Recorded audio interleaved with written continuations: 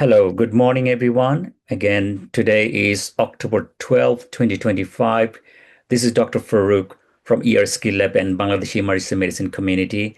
Welcome again. Today we have our famous guest, Dr. May Lewin. She is an ST6 cardiology registrar and currently doing her fellowship in cardiac MRI at University of Leeds. Welcome, Dr. May. Thank you so much. Good morning, everyone. Good to see you again. Thank you for inviting me. Yeah, I'm happy to be here. Thank you. So we had really exciting discussion the last time on ACS, acute MI, and STEMI, and I think there's a lot of things we covered. Obviously, we couldn't cover the whole cardiology, so that's why we bring you in. So maybe we have to more other sessions coming in, but today I think we'll focus on cardiac failure, acute heart failure. So, Dr. May, could you give us an example or what sort of patients from real life example that you managed that come in as an acute heart failure, and how can you tell us the story from your end? Right, thank you. Yeah, sorry. The last time was also exciting, and we have a lot to cover. So this time we focus on our heart failure, which is a very common topic, which I almost every doctor will see during their shift or on call. So we start focusing on acute heart failure in this talk, and we touch base a little bit about some causes of the acute heart failure and what's the presentation like, and how shall we do the investigation and how we will manage. And if we have more time, then we have a touch base on a little bit about chronic heart failure, about the medication. But like I said, we focus on acute.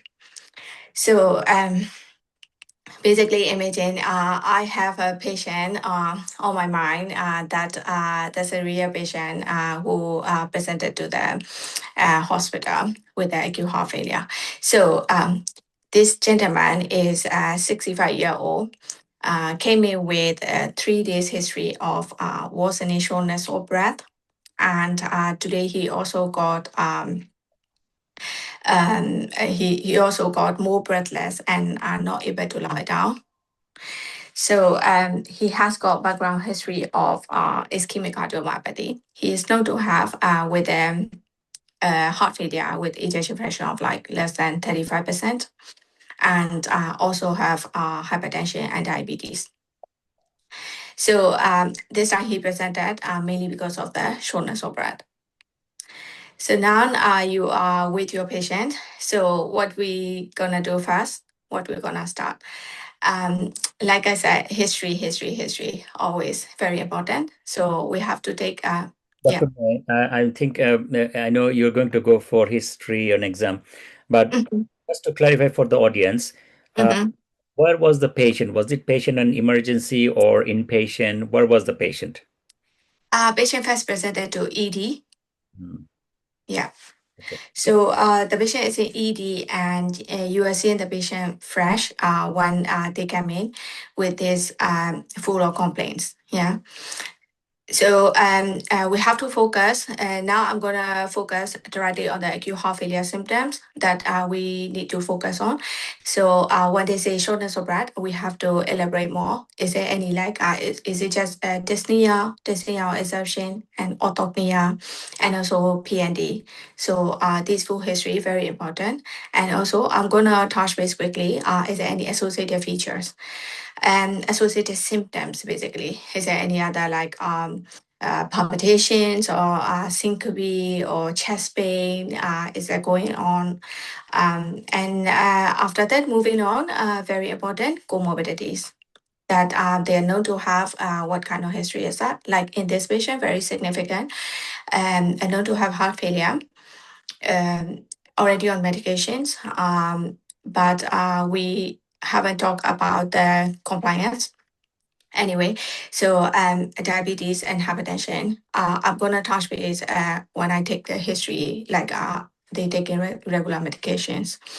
Okay, and then we'll move on to examination. Again, we'll focus on features of heart failure. So I'll go straight to the auscultation, and we need to focus on is there any murmurs and any atrial rhythm, and then we focus on any basal crepitations, and also don't forget JBP.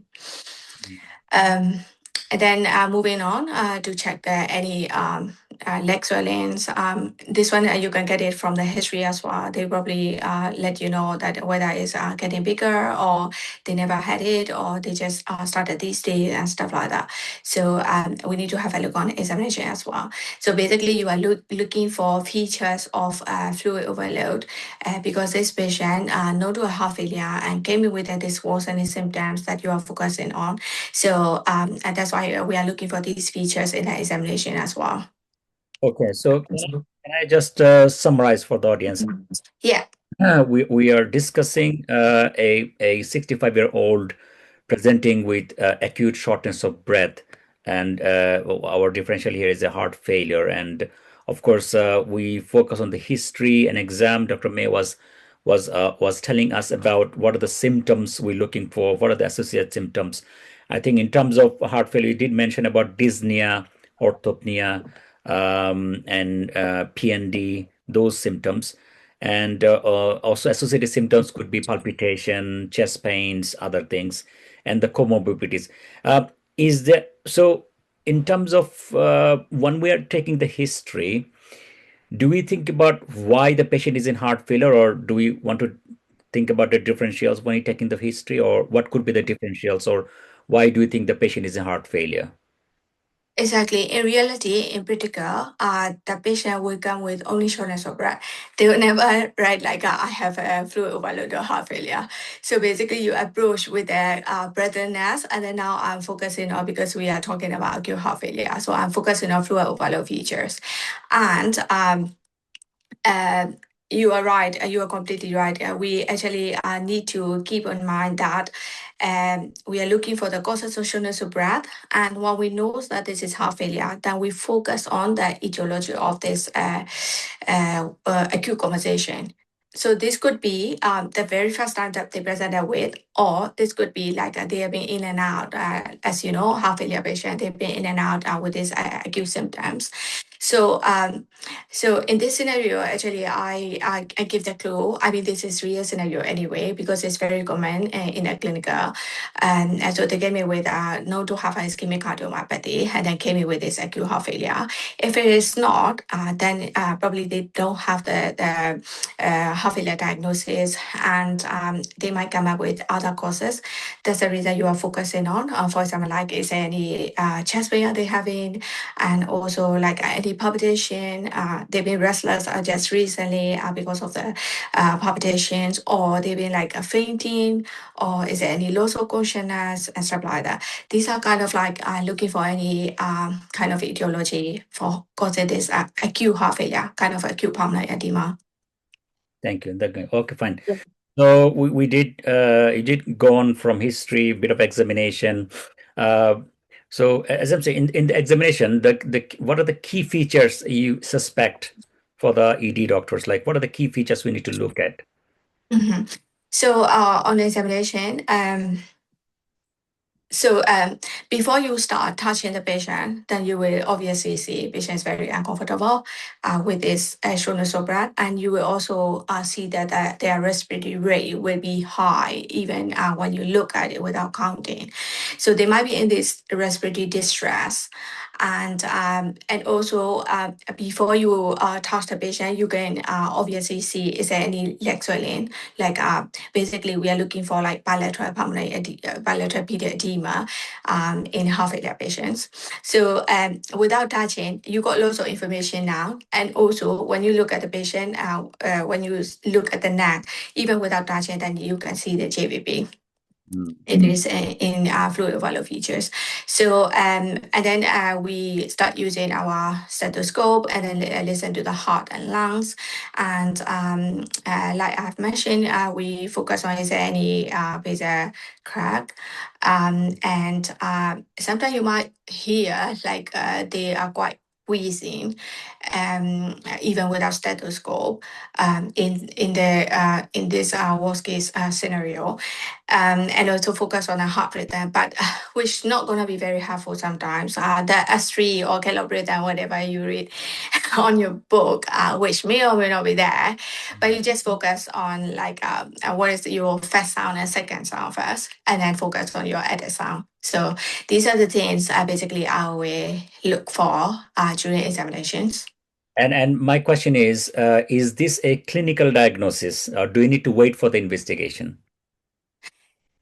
So heart failure, even to get the diagnosis, I forgot about this acute case, even heart failure, we can call it as clinical syndrome.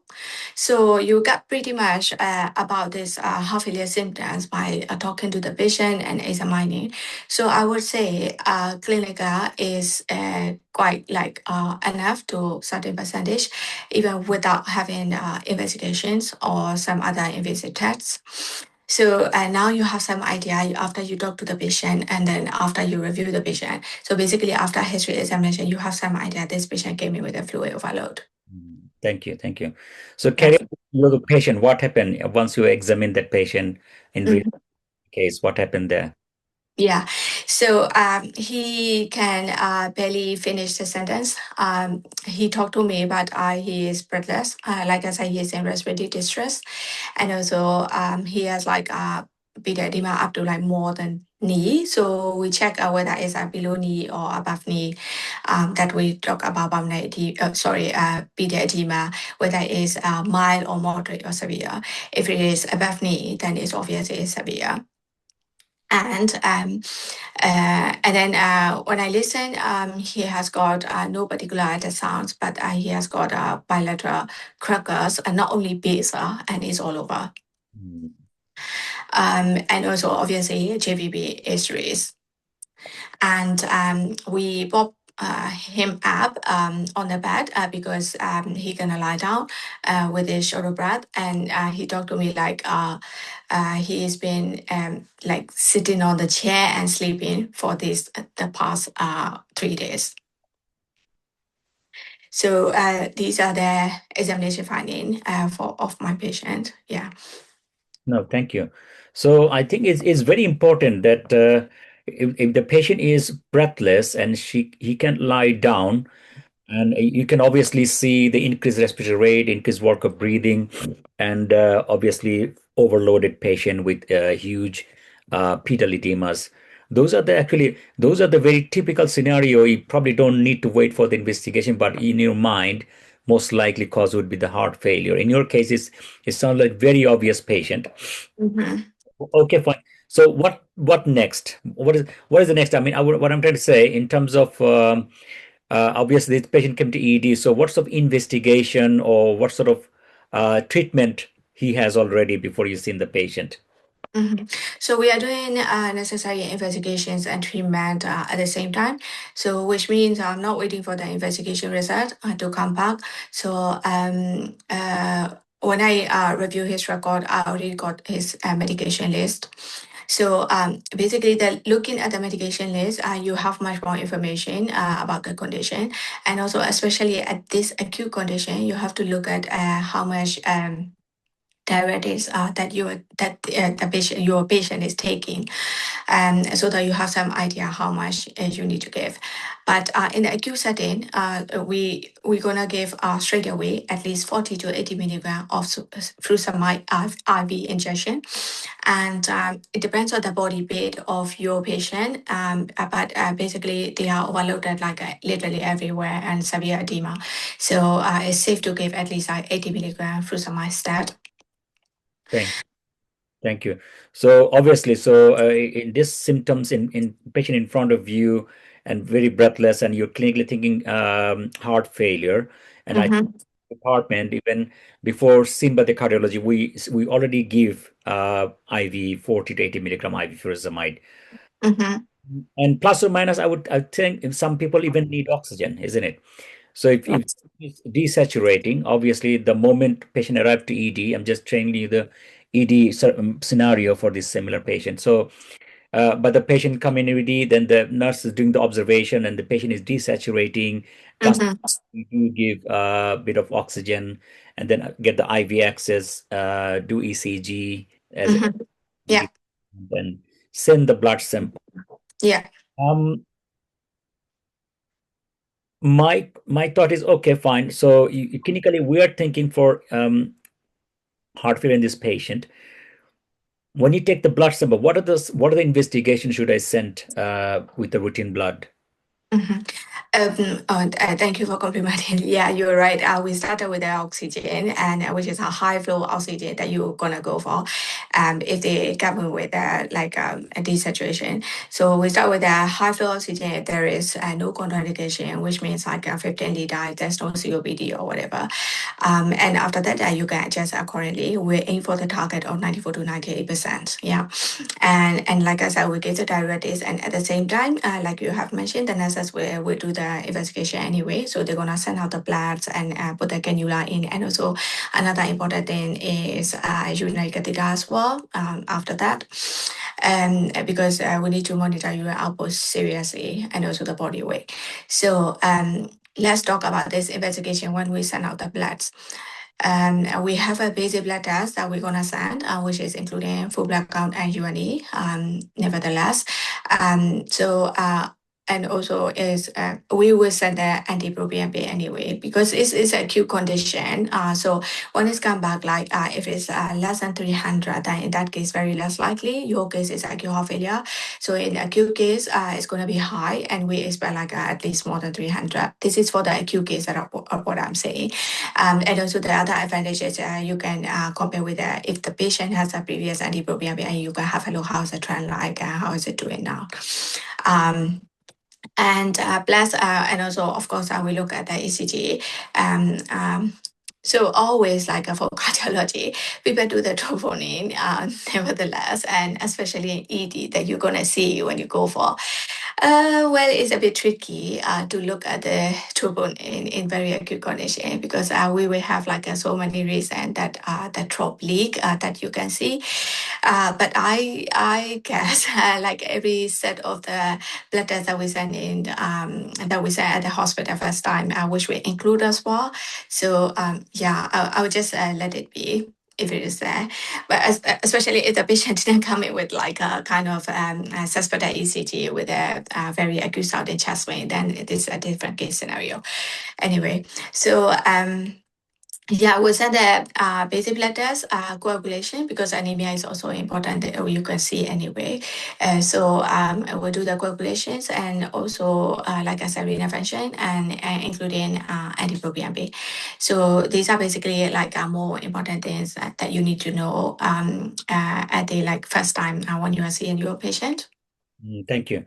So I think you're absolutely right. This patient, when someone coming in ED with acute heart failure, obviously at the at the very beginning, we do at the same we take blood samples, ECG, put on oxygen, probably almost sitting up.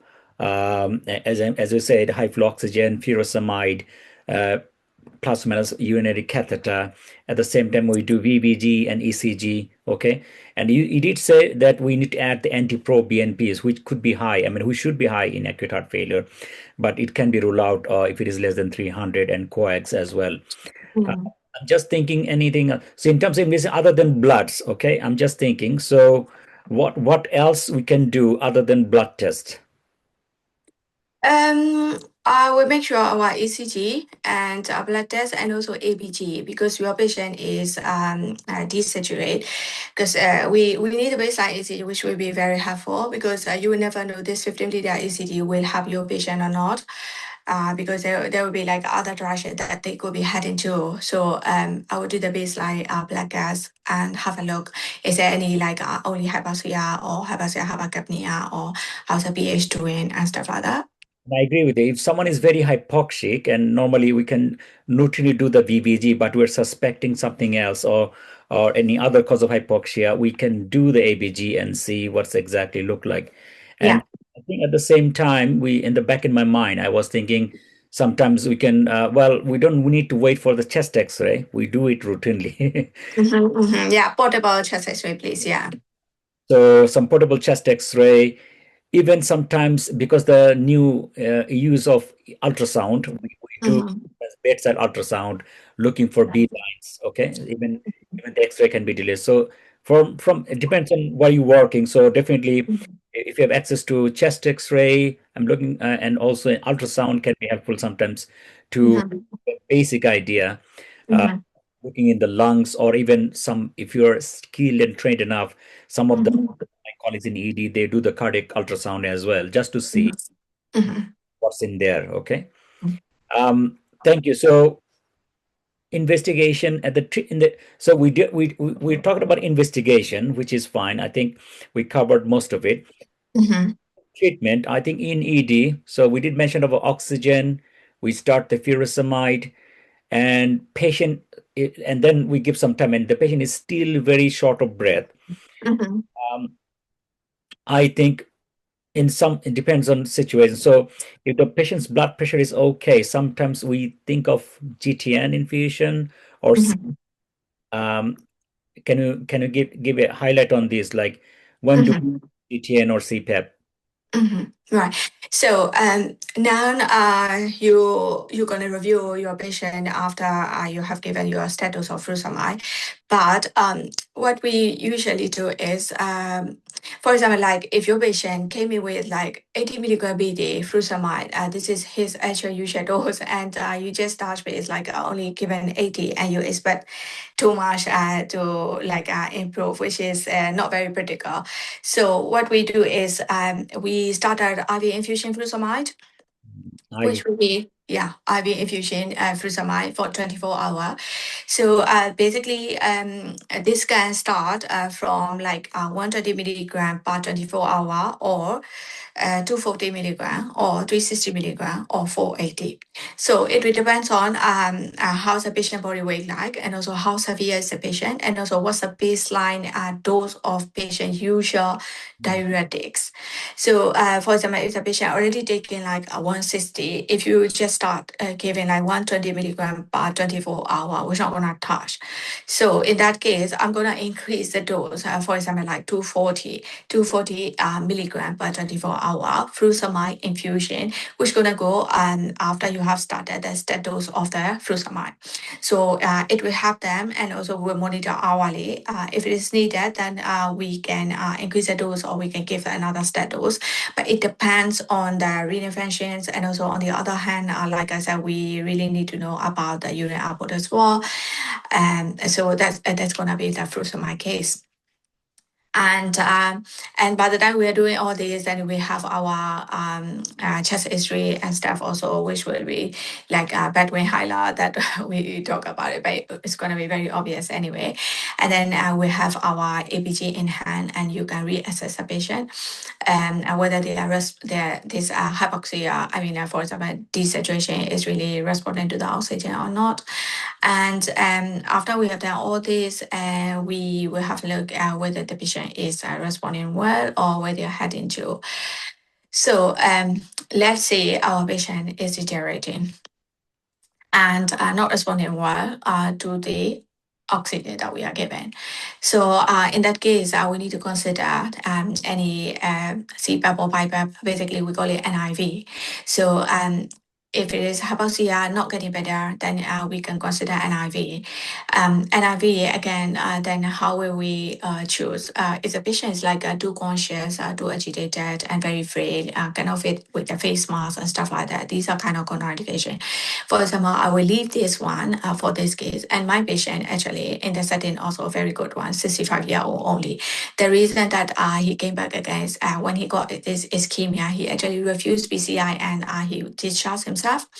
That's the reason he came back again, which is very common in cardiology, if you can imagine. So and in that case, then we need to consider NIV. So NIV, you can choose either CPAP or BiPAP. Usually, if it is only hypoxia, then we go for the CPAP. And in some patients, they they have their OSA, which is obstructive sleep apnea, or they have their COPD. In that case, sometimes they already have their home CPAP or BiPAP, stuff like that. In that case, you can carry on and continue their machine. At the hospital. I mean, their machine means maybe their machine or our machine, like BiPAP or CPAP, which is according to the patient history that we can take. And otherwise, if it is fresh, then if it is hypoxia, I will go for the CPAP. And if it is like hypoxia, hypercapnia, I will probably go for the BiPAP. Thank you so much. I Yeah. a very important steps to consider because once you given furosemide, even infusions, a lot of you tried everything else, but patient is still Yes. you can consider an IV Yeah. basically.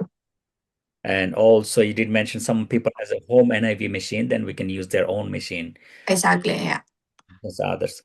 Um, Thank you so much. Again, I'm just touch base on the next step. So sometimes people get GTN infusion in heart failure. When do you consider GTN infusion?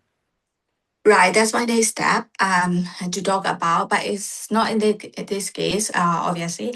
But yeah, when will you consider this GTN infusion? We can use together with the furosemide, but it depends on individual case as well. So we have to look at the vital signs again, and especially their blood pressure. So if the systolic blood pressure, especially if it is more than 140, you are very safe to go with the GTN because our problem is with this overload, we want to reduce both preload and also afterload. So it's going to be very helpful if you can start this and at the acute stage.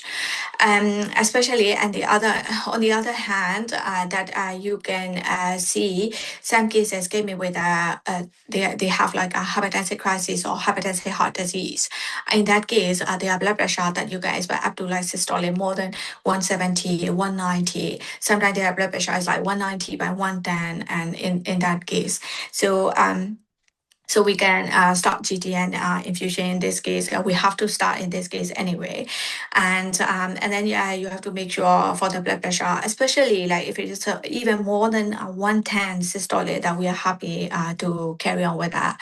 And because it's an acute condition, we're gonna monitor anyway. So we have the reading of the blood pressure so that the nurses will be aware of to raise a red flag if the blood pressure is going down. So usually, if it is acute state, then when we start, is about like 24 to 48 hours that we carry on with the GTN infusion. And then after that, usually they become settled as well. So in that case, we stop the GTN infusion first, and then we carry on with the furosemide infusion, which is like I said, 24-hour infusion will be very helpful if they still have the symptoms. And only after that, we can consider changing the dose. Thank you so much for highlighting all this. Anyway, go back to your case. What happened in your real case? Yeah, so and we stabilized him at the ED with all these methods, and also he ended up having the CPAP as well. He was very breathless, and this hypoxia is we staying winning with a high oxygen. So we put him on CPAP, and then we move him to CCU. Hmm. Yeah, Nice. yeah, So patient sounds like a was really, really acutely heart failure, and you started CPAP, and yeah. this is you. So what happened when he moved after he moved to CCU? What happened there? What did the father? Uh, So after he moved for the CPAP, after 24 hour, next day when I go in, actually we can remove the CPAP, which is good. And also, I have to mention this, not in this case, so, but in your patient, the other one that we have discussed is like very high blood pressure. Is a patient, what if they have low blood pressure? It's going to be like very tricky for the heart failure patient to manage because you want to give the diuretic, you want to load with the diuretic, but they have a low blood pressure. So, for example, if you ever had this wet gaze and dry gaze, and also whether the patient is cold or warm, so, for example, if it is low blood pressure, mostly they have like we call it go because they have low perfusion because their heart is really fail and very severe EF. So you can consider some vasopressor. In our clinical, what we give is you can consider noradrenaline, and also for the positive inotrope that you can consider dobutamine. Mm. So in that case, their perfusion will be better. And also with noradrenaline, if you want to give more fruitamide, then it will allow you to give more because the blood pressure will be better to offload. So this is not for my patient though, but this is going to be the case in the acute management as well. Thank you. I'm glad that you mentioned about this low blood pressure. We consider Yeah, cardiogenic shock. It's a very challenging case. I think it is. Yeah, these are the case that end up in CCU or ITU. Uh, yeah. that includes vasopressor like NORAD and dobutamine. You said, which will allow you to give more furosemide, isn't it? Exactly, yeah. And also on the other hand, like I said, their perfusion will be better, and body inotrope make them like more cardiogenic work, so that they will have a better perfusions, and yeah, it will help to give the diuretics as well. So Right. Right. So just to summarize for the audience, thank you so much again. We are discussing a acute heart failure, a 65-year-old male presenting with acute shortness of breath. We discussed about a bit of history, examination, some investigation, mhm. and acute management, and including in that management we actually we also including a scenario when there's a hypotension, so cardiogenic shock is a very challenging case because you can't give furosemide if his patient is in shock, but we can manage with giving some inotropes and dobutamine and NORAD, and then we can consider those are usually in CCU or ICU. I see you. Yes. And It really sorry. It really depends on the setting where you are and which hospital. Some people actually they not like happy to keep the patient in CCU. They move the patient to ITU and then go manage cardiology team and ITU team. So we go and do the work around there and see the patient every day, and even at our shift when we change it today, and then we give our input. so just to discuss a bit more, but when I was in ITU, I have seen similar cases Mhm. needed inotropes. Yeah. At the same time, I've seen them use a device called intra-aortic balloon pump (IABP). Is Mhm. Mhm. a situation that ITU consider IABP or intra-aortic balloon pump? Have you seen this? So, well, I have seen only like once, maybe because I don't see like um, so much deterioration patient. So probably and also it's very rarely used. It's not very common day to day practice. So it's very like a specialist things as well. Anyway, so there are some more advanced things that we should consider in acute heart failure. So like you said, it could be like impeller, or it could be IABP, or it could be like ECMO that we need to consider in acute heart failure, but which is more advanced center that can do. And also, like I said, it's going to be more of like a ITU setting. And also, if it's IABP, in which case we usually use is acute heart failure, likely due to the ischemia or MI or acute MI. So in that case, they consider putting in, but mostly on our CCU and ward, we don't usually keep them. So they were moved to the ITU and more of like a advanced center. In for example, like ECMO and stuff like that. We don't do it like normally in a small hospital. Yeah. I think this is like a temporizing measure, like it's not a permanent, but it's like a for the Yeah. they use Exactly. Yeah. the patient to make them a bit more stabilized or for waiting for an intervention. I think Yeah. the And tempo. we transfer the patient to the tertiary center where they can do the ECMO, because not every hospital can do that. So, yeah, from our hospital, so if it is needed, then we consider referring and transferring the patient. Yeah. Thank you. Thank you again. We touch base a bit of extreme part of the cardiogenic shock. And thanks Yeah. for highlights. We just briefly need to know what are these and the terminologies and everything. Mhm. Coming back to the patient, what happened to the patient at the end? in CCU? Yes. Basically, as we have mentioned in the early part, you always need to look for the causes of this acute failure. And sometimes they are known to have with this heart failure, and then they claim it with acute decompensated heart failure. Or sometimes they are not known and just a first time presentation. So in both cases, anyway, we have to look for, is it because if it is a known case, then is it because they are not taking their fructose regularly, or because of this non-compliance? And also sometimes the patient not known to have any disease, but they gonna have, for example, like valvular heart disease, severe AS, which they don't know, and then they came in with a flash pulmonary edema, and they found to have this very severe aortic stenosis, or sometimes critical aortic stenosis, very severe aortic stenosis, or severe aortic stenosis, which they need urgent procedure. So we keep them as an inpatient. So and also other case that you consider, we have mentioned already, which is a, MI and ischemia case, and also sometimes it could be because of the MI and right heart failure, or it could be because of the pulmonary embolism, and they came in with a heart failure and stuff like that. So basically, we need to know what's the cause. So in our patient, the one that I've mentioned, so he came in with an MI, and it was late presentation MI, and he actually need a PCI, but he self-discharged.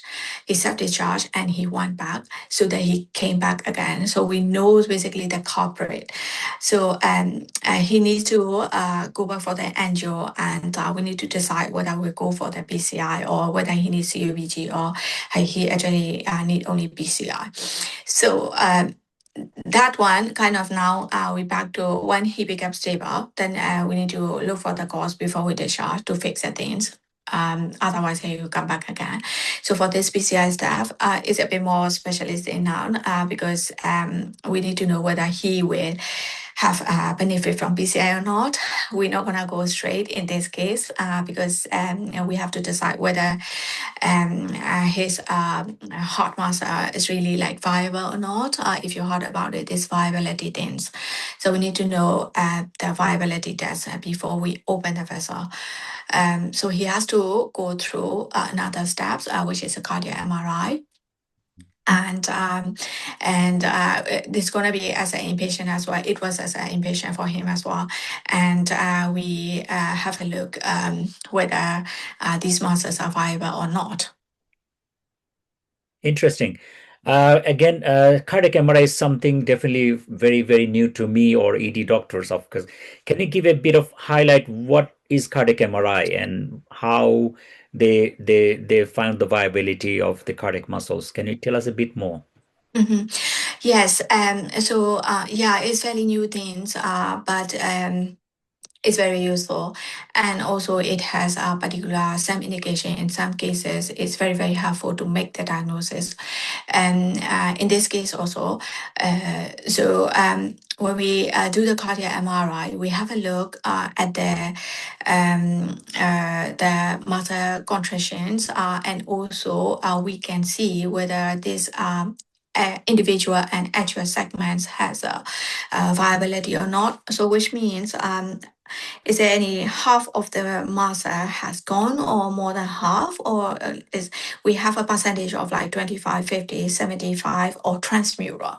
So the benefit of cardiac MRI, it can tell you all muscles are gone, or how much percentage is preserved, and also how many segments. According to AHA segment, we have 70 segments in cardiac MRI. Apart from apical gap, we use a 16 segments model, and we have a look at how many segments are viable and how many segments affected, and which one is transmural, and which one has how many percentage affected. So if it is for the interventionist, they interested to look at how many segments and how much percentage. So how many segments mean basically if it's more than 2 segments, they will do the intervention. If it is more than 2 segments, they are happy to open it. So, and also, this is a segment wise, but for the percentage wise, if it is transmural, means the whole muscle is gone. In that case, they're not going to have benefit from PCI. So in that case, they won't touch. So if it's like, for example, 50% and limited viability, they stay interested and happy to open it up. But if it's like a 75% or more transmurality, not sure, then in that case, although we do the procedure or BCI, although we open the blood vessel up, they will not have benefits. So which means by going to the angio or BCI, just taking the risks of and also the some certain risks of an complication of the procedure, but they're not going to have benefits. Thank you so much. This is completely new, I have to admit, but it's a really, really, I think this is a really interesting step to decide uh, Mhm. which patient needs PCI or not after, It- um, yeah, it's very interesting. And I think you briefly mentioned, I think the main management of heart failure depends on what the cause of the heart failure. You did mention exactly. Yeah, vascular heart disease, acute MI, PE, it could be Hy- other, hypertension, valvular heart disease. Yeah, even cardiomyopathy, those things. yes. Or even arrhythmia. Sometimes arrhythmia can cause. Arrhythmia, yes. Yeah. Um, and you did mention about flash pulmonary edema. When do you use those terms? Can you tell us? So flash pulmonary edema, for example, is very common in patient with a valvular heart disease, whether they are known or not known. Sometimes, severe aortic stenosis, they usually live their life and not notice and not aware of, completely asymptomatic, but their muscle is working really hard and valve area is really, really tight. Thank, And yeah. And so mostly these kind of patient, and also if it is severe aortic regurgitation, and if it is also mitral regurgitation, and also significant VST. So these are common valvular cases which can come up with acute pulmonary edema. thank you. Yeah. So I think so. Most, I mean, when these patients move to CCU or ICU, I mean, or even the ward, I think the to wait to find out is if to do the echocardiogram, isn't Yes. Yeah. So, and also, like you have mentioned, when we come to ED also to see the patient, we actually do the bedside echo as well, so that especially if the patient not to have significant cardiac problem or whatever valvular heart disease, then in that case, it will be very helpful when we have a look at the acute echo, the bedside echo, so we have some idea. And following that, we're gonna go for the full echographer will do the echocardiogram anyway, but the bedside echo will be helpful in that case as well. Thank you so much. I think we covered quite a lot in terms of acute heart failure management in Mm-hmm. and also in CCU or ICU. Uh, Mm-hmm. for the audience, just to summarize, guys, we briefly discussed on management and presentation of acute heart failure. Dr. May Lewin, she presented one case with a 65-year-old male with acute shortness of breath and with known heart failure and comorbidities. We went through the examinations, symptoms, examinations, investigations, and the causes of heart failure and treatment accordingly. So, if so, just to cover this, let's say that once the patient is had the treatment is stabilized, okay, Mm-hmm. and you decide to pay discharge home, Mm-hmm. how these patients go home? What are the discharge criterias, or how what are the medications they normally take home with, and Mm-hmm. how do you Yeah. follow up those patients? Right. This is also like very important steps because if we don't manage well in that stage, because they're gonna come back and repeat a hospitalization, which is not good. And our aim in giving the medication also to reduce the morbidity and mortality. So morbidity, one of them is recurrent hospitalization as well. And so after they have taken out this IV diuretics, then you have to adjust medication orally, which we gave oral furosemide according to the dose that he require. And also, like I said, we monitor body weight and urine output so that we have some idea when we adjust the medication. So you have to discharge with the diuretics anyway up to the starting extent, because we're gonna follow up after that. And also most importantly, we have to optimize the medication for the heart failure, because which we all have a very proven mortality benefits, and also for the morbidity as well. And so we, as soon as their pulmonary edema is resolved, and then we can start optimizing this chronic heart failure medication. So there are four pillars, as everyone know. The first thing is either ARNI or ACEI, and then we consider beta blocker, and also SGLT2 inhibitor, which is fairly new things, and MRA, which is aminoglycocorticoid receptor antagonist. So you are supposed to optimize as quickly as you can, and also to titrate up to the patient most tolerated dose. So there's no, this dose has to be, that dose has to be. It's not like that. It's individualized. So most importantly, they should have these all group if they don't have any contraindication. And also, we have to titrate the medication up to their tolerated dose. So, for example, if the patient blood pressure is a bit borderline, this is very common most of the heart failure patient. So in that case, if they still need diuretics, then you cannot titrate much about ARB or ACEI or ARNI. So like I said, this is very individualized. Thank you.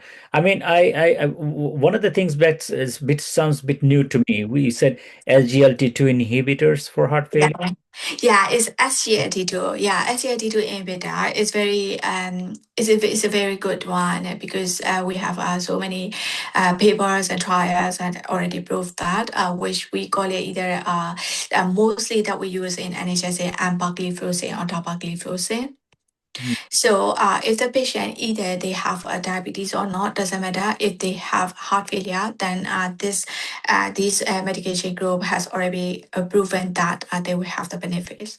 So this is one of the main pillars. I mean, for them. So but you always need to ask if the patient has history of recurrent UTI or history of DKA, or they are known to have diabetes or not, because this medication has side effect of giving this. And if the patient known to have this ketoacidosis before, then it's very prone to have with this medication. Otherwise, it's very, very safe to start, and also is a very compliant one because it's only like once a day dose. So you have to start this medication. I mean, all four pillars. Yeah. So you did say, so this is a relatively new medication, isn't it? How long have Yes. you been using this, and how does it help in heart, heart failure? I can't think of it, but anyway. Yeah. Yeah. So because how does it help is like they are doing also diuresis. The Mm. way they do is osmotic diuresis, because osmotic diuresis they actually release the glucose when we excrete the glucose. There's a diuresis happen as well. So this is a win-win situation. If the patient has diabetes, also we use this DABA and BA, which is also very proven benefits in chronic kidney disease and also diabetes and also heart failure. So we really like this medication nowadays. It's so popular. So yeah. Thank you so much. Thank you for clarifying all this. And sometimes when the patient come from GP, we Mhm. some people has spironolactone or bumetanide, not furosemide. What Mhm. situations do you consider the other options? Mhm. So, as I've mentioned, among four pillars, we have MRA group, which is mineralocorticoid receptor antagonist, which is spironolactone and eplerenone. So these medications have a proven mortality benefit, so they have to be on it anyway. unless they have any contraindication. For example, like or allergic to spironolactone or are really not tolerating. If it's not that reason, then they have to be on there because of the mortality benefits. So this is one of the main pillars. So bumetanide is alternative of furosemide. So it's also another form of oral diuretic that you can give. Some people they don't really tolerate oral furosemide, but they tolerate bumetanide. And also some people who actually need like a higher dose of furosemide. Bumetanide we can give like a 1 milligram, 2 milligram, up to 4 or 5 milligram. You can easily give, this 1 milligram bumetanide, which is equivalent to the 40 milligram of furosemide, which is more potent orally. So yeah, this is oral alternative, but this is not mortality benefit. This is for the symptom benefit.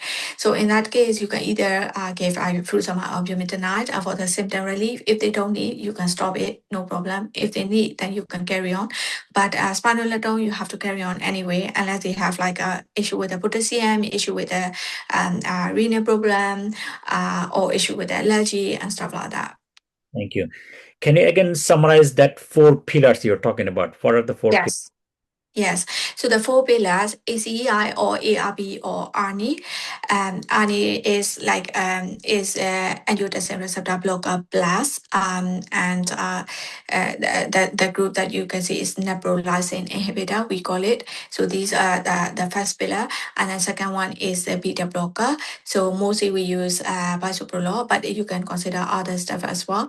And so ACEI beta blocker, and then the spironolactone group, which is MRA, so mineralocorticoid receptor antagonist, MRA. So what we usually use in NHS is spironolactone or eplerenol.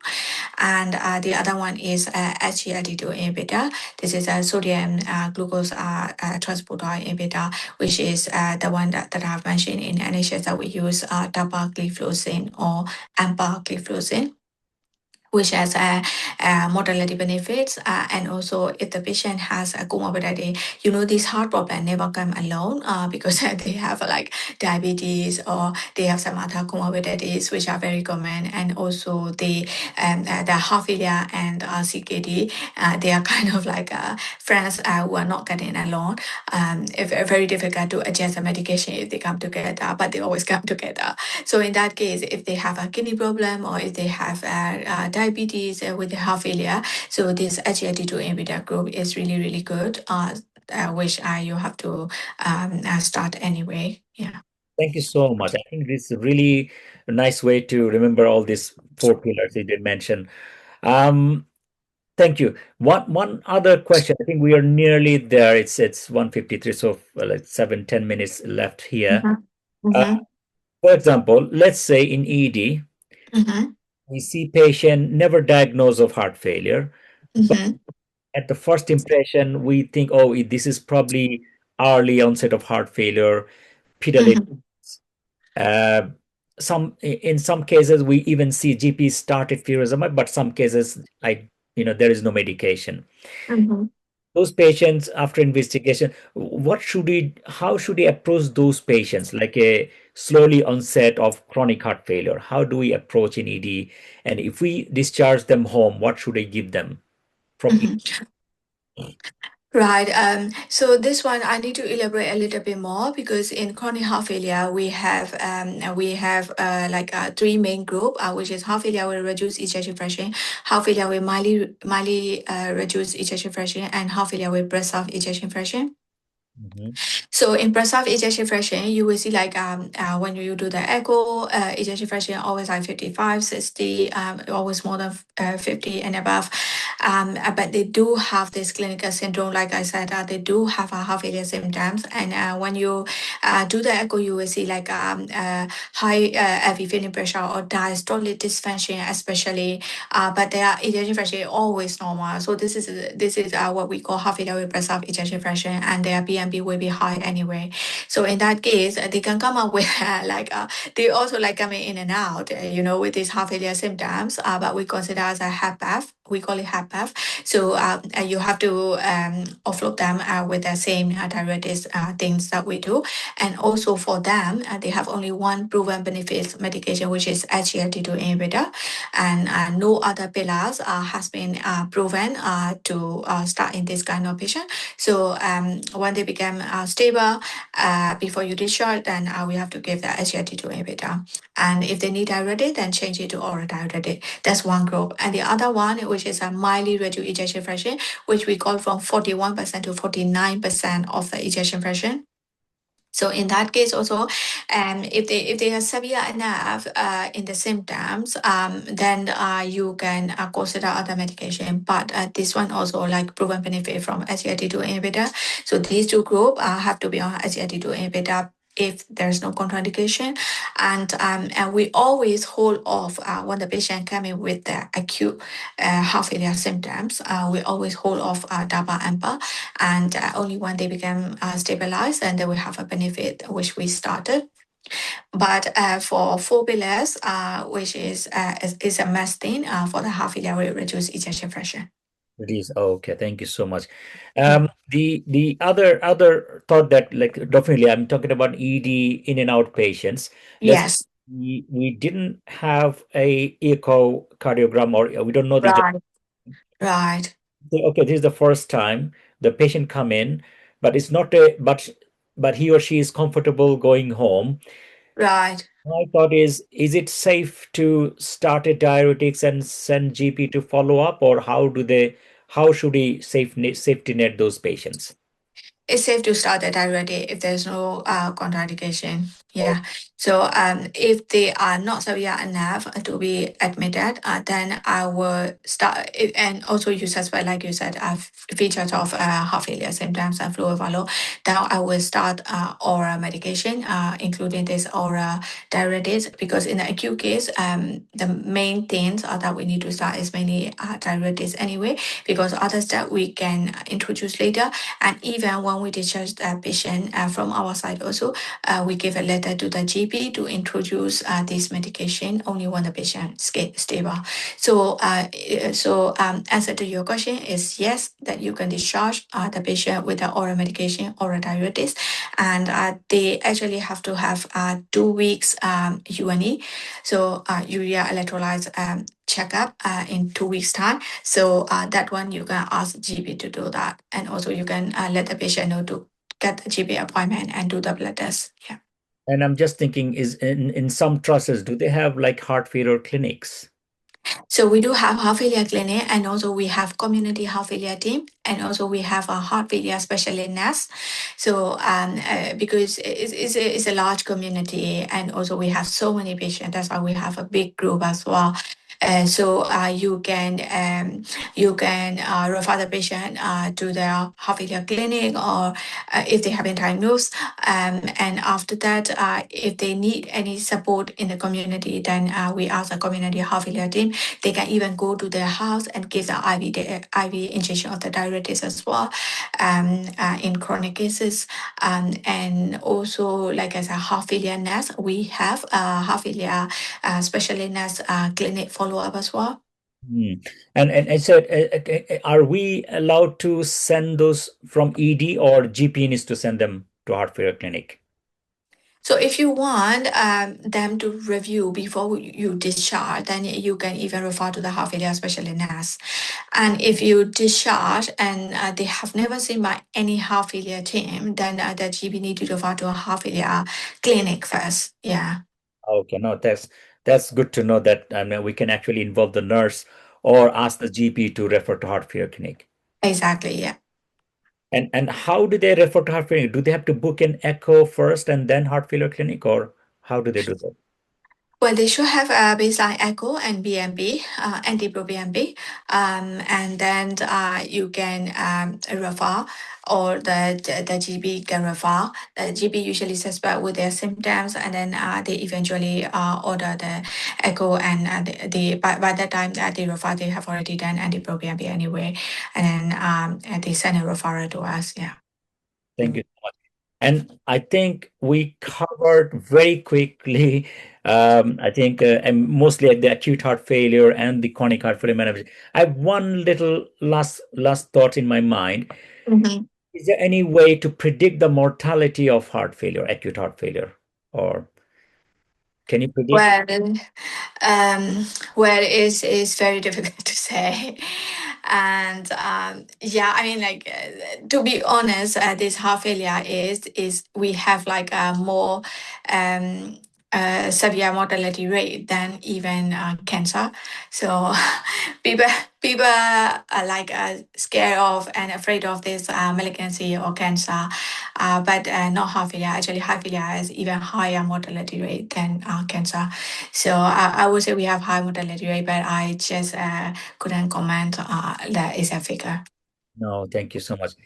Thank you, Dr. May. I'm really glad that again we have an excellent discussion today, covering all the key aspects of the acute heart failure management, obviously from history, examination, investigation, and treatment as well. And we briefly touch on the chronic heart failure as well.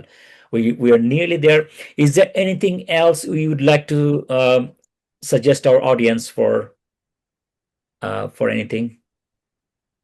Um, well, I just would like to remind only one thing, like when you examine the patient actually in practical, always think about looking for the cause of this heart failure, which is gonna be very helpful and not everyone will be aware of because this is really important. So that's if I need to remind you, then that's the only thing that I would like to remind again in this session. Yeah.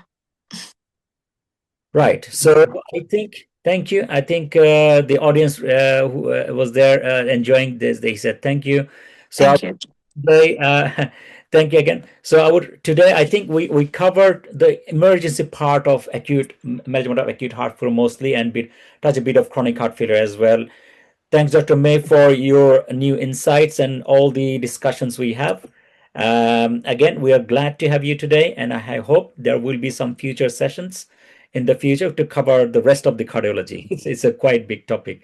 Um, Thank you all. So we're gonna close our session today and see you next time. Thank you. Yeah, see you again. Thank you very much. Thank you.